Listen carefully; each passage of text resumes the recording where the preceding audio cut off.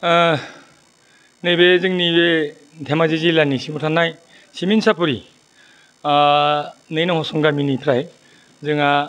कर्ण स्वर्गियारि नाय सासे सुबुङा दिनै सानथाम जाबाय गोमाना थानाया अक्ट'आ जाहैबाय 15 तारिखमोन फुंबिलि समाव बिथाङा दुगै लोमै न'आवनो दङमोन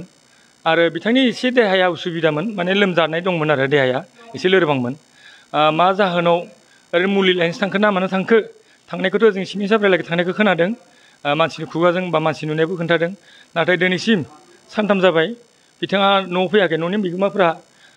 सफैगौबा सानदोंमोन फैगोन खोमा होननानै नाथाय बिथांखौ इतिमध्ये न'खरनि भाइ जाति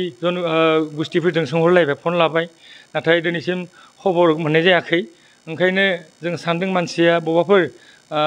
थाबायबायदोंबा सोरनिबा न'खरफोराव बा आलासि जानानै दङब्ला बिथाङा जोंनिसिम दा थं नाम्बार होदों बे थं नाम्बारखौ नोंथांमोननो जों हरसिगोन बे थं नाम्बाराव जाहाथे सोरबाफोर नुबाय बायोबा निर्दिक जानायखौ खोनाबायदोंब्ला जाहाथे नोंथांमोना जोंखौ अननानै खिन्थाहरोब्ला जों नोंथांमोननिसिम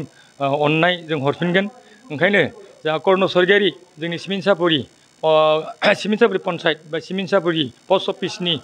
सिङाव थानाय 2 नं हसं गामिनि जा कर्ण स्वर्गियारि बिथाङा दिनै सानथाम निर्दिक जाबाय गतिके रायजो राजाफ्रा सोरबाफोर नुसनदाबायदोंब्ला जाहाथे जोंनि हरनाय थङाव नोंथांमोना जुदि खबर हरोबा जों नोंथांमोननिसिम जों अननाय जों हरफिनगोन आंनि मुङा मिलन स्वर्गियारि जोंहा धेमाजि जिल्ला सिङाव थानाय सिमिनसापुरि हसं गामिनिफ्राय बुंदों आङो जोंहा कर्ण स्वर्गियारि बाबाया न'आव गैया थांनाय बुधबारनिफ्रायनो गैया ओंखारनानै थांदों सोरबाफोर नुयोबा आंनि फन नाम्बाराव खिथाहरबानो जाबाय देहायाथ' एसे लोरबाङानोमोन बारु लोरबांखौ मेडिकेलाव देखायना लाना फैदोंमोन बारु मानसिखौ लाना फैना मुलि जानो होदोंमोन मुलि जानायावबो एसे मानसिया एसे मैगं थाइगं बासिनो होदोंमोन नालाय एसे रागा जोंनानै ओमफ्राय न'निफ्राय ओंखारलांनाय जादों बहा थांदों जोंथ' मिथिया इखो दासिमबो माने न'आव गैया दिनै साननैयानो जाबाय बारु दासिमबो गैया माने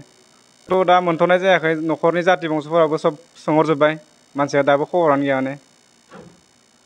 ओरैनो सोरबाफोर नुबाय बायदोंब्ला माने सोरबाफोर नुबाय बाबा खावलायहरबानो जाबाय आंनि मबाइल नाम्बार होखाना दङ बेयाव एसे अननानै सोरबाफोर नुबाय बायदोंबा खिथाहरबानो जाबाय आरो मबाइल नाम्बार होखानाय दं